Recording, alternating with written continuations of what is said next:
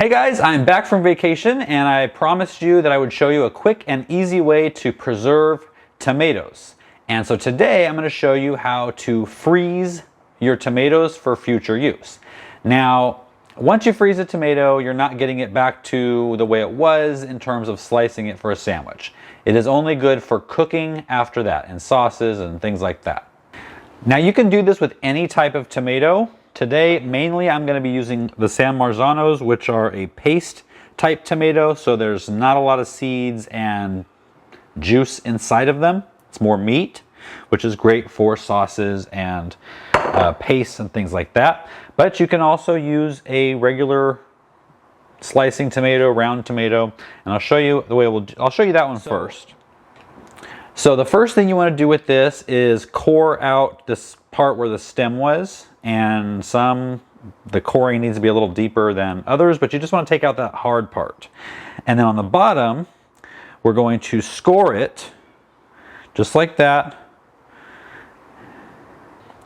Then you just put it in a Ziploc freezer bag and put it in the freezer. Now, I'll show you what to do after that because that's not the end of it. So now with a San Marzano or a Roma or a paste type tomato, it's even easier. All you have to do is slice off both ends of the tomato.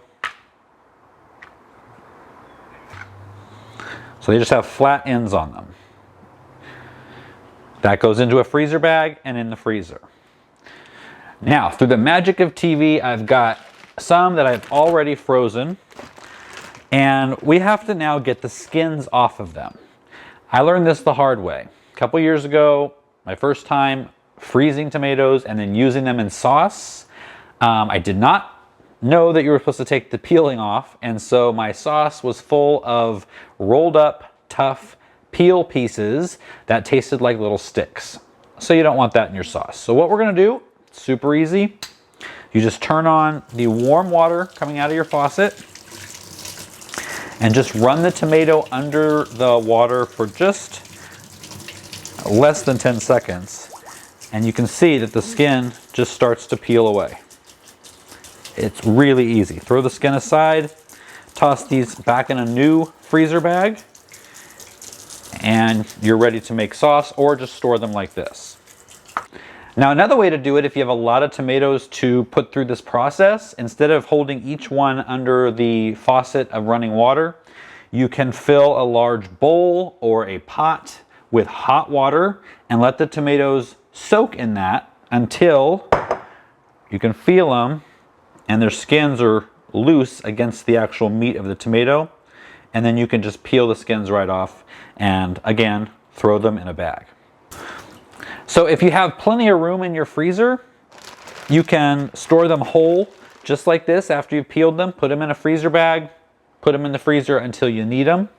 Or if you don't have a lot of room, you can, once you have the skin off, and they're thawed completely, put them in a blender, whir them up until they're a sauce, and then you can pour the sauce into jars or into maybe smaller freezer bags and freeze them. And that way, and you can measure them out. If usually you use 2 cups of sauce in a recipe, then make 2 cups of sauce frozen in each bag, and then all you have to do is rip the bag off when you're ready, toss it in the pot, and add whatever you want to it. If you have a bunch of tomatoes that you want to process and you don't want to have to take up more freezer space, then you can thaw these out completely and you can can them. Now, I can't give you advice today on canning because I've never done it before. But like I mentioned, next week on Tomato Tuesday, my best friend Alan is going to be here to help us. He cans a ton of stuff and he's going to come show us how it's done. So we will put these back in the freezer for the week, and then when he's here, we'll pull them out, thaw them out, and can them. If you learned something from this video, definitely give it a thumbs up. Make sure you're subscribed so you get a notification every time we have a new video, including next week when we take these frozen tomatoes and can them.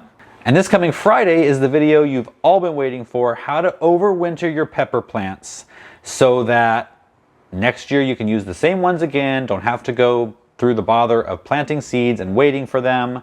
They'll be ready to go as soon as the weather warms up. So definitely make sure you're subscribed, and I will see you on Friday.